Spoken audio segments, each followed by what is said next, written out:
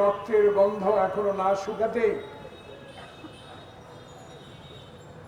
এই সরকারের ষড়যন্ত্র করে, এই সরকারের বিরুদ্ধে ষড়যন্ত্র করে সরকারকে অশান্তিতে রাখার একটা প্রক্রিয়া কিন্তু আমরা দেখতে পাচ্ছি।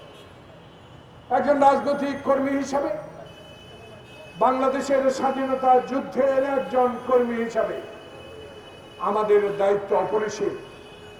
যে জন্য 40 লক্ষ মামলা কাঁধে নিয়ে বাংলাদেশ জাতীয়তাবাদী দলের সূর্য সৈনিকেরা তাদের আমাদের নির্দেশে 16 বছর খুনি শেখ হাসিনার বিরুদ্ধে রাজপথে থেকে লড়াই করে মায়ের বুক অনেক খালি হয়েছে। কিনা জানি চিরতরে বিদায় দিয়েছে কিনা জানি না, সৌদি আরবের লাশ আমরা এখনো পাই নাই। হাজার হাজার মায়ের বুক খালি করেছে শেখ হাসিনা। আমি বক্তব্য খুব সংক্ষিপ্ত করবো, কারণ নোয়াখালীতে আরেকটা মিটিং আমাকে ধরতে হবে। প্রিয় ভাইরা, এই 5ই আগস্টের পর আমি একটু দেখতে পাচ্ছি কিছু যেন ঘটার সম্ভাবনা দেখা যায়। যারা রাজনীতি করেন, রাজনীতি মাঠে ছিলেন, যাদের নেতাদেরকে শেখ হাসিনা বিভিন্ন কারণ দেখিয়ে ফাঁসির কাস্তে ঝুলিয়েছেন, আমাদের নেতা সালাউদ্দিন কাদের চৌধুরীকে ফাঁসির কাস্তে ঝুলিয়েছিলেন। আজকে আবারও যখন রাজনীতির সুযোগ করে দিল ডক্টর ইউনূস, যখন রাজনীতি করার সুযোগ করে দিল ছাত্র জনতা, যেই ছাত্র জনতা রক্তে রঞ্জিত দেশ, কার নির্দেশে আমার মায়ের বুক খালি করা হয়েছে, কার নির্দেশে আবু সাইদ খোকনকে গুলি করা হয়েছে, কার নির্দেশে শত শত যুবককে খুন করা হয়েছে, সেই খুনি শেখ হাসিনা নির্দেশদাতাকে কেন কিভাবে ক্ষমা করা হয় রাজনৈতিক ভাবে আমি বুঝে উঠতে পারছি। এই খুনি হাসিনার ক্ষমা নাই। খুনি হাসিনাকে বাংলাদেশে এনে বিচার করতে হবে। বাংলাদেশে যেই সব পুলিশ কর্মকর্তা শেখ হাসিনার নির্দেশে গুলি করেছেন, যারা এখনো বহাল তবিয়তে আছেন, কার কাছে আছে জানি না, তাদেরকে আইনের আওতায় আনতে হবে। না হলে আমাদের এই ছাত্র সমাজের যারা আত্মহত্যা দিয়েছে তারা কবর থেকেও শান্তি পাবে না। তাই আজকে দাবি জানাচ্ছে এই সভা থেকে, এখনো ইউনূস, এই ডক্টর ইউনূস সরকারকে রাজনৈতিক ভাবে প্রতিপন্ন করার চক্রান্ত চলছে। এখনো শেখ হাসিনার বান্ধবীরা এখনো বিভিন্ন মন্ত্রণালয়ের দায়িত্ব নিয়ে বসে আছে। এখনো গুলি করার লোক মেহেদী, বিএনপি অফিস ভাঙ্গার লোক মেহেদী, হারুন বিপ্লবরা কোথায়? এখনো এই মহানগরের বিভিন্ন এডিসি পদে এখনো বহাল তবিয়তে আছেন।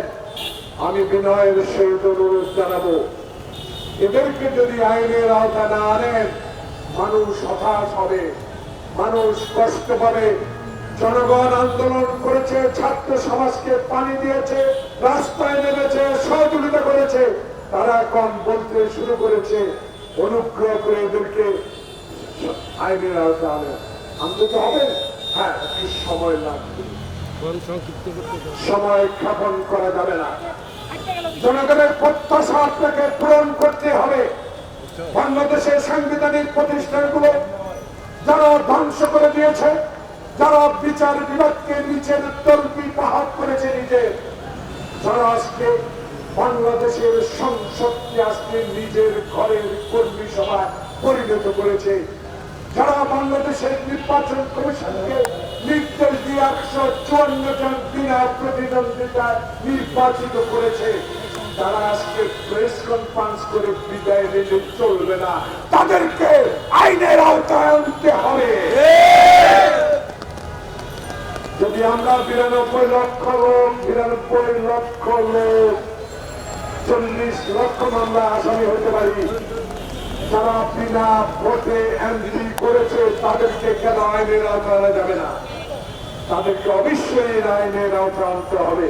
তাই প্রিয় ভাইরা, আমার শেষ একটি কথা থাকবে, যতদিন বাংলাদেশে শেখ হাসিনা ক্ষমতায় ছিল, যতদিন আমাদের নিরীহ মানুষকে হত্যা করেছে, যতদিন না আমাদেরকে আমাদের নেত্রীকে বিনা কারণে সাজা দিয়েছে, সেই শেখ হাসিনার বিচার বাংলাদেশে আমরা দেখে যেতে চাই।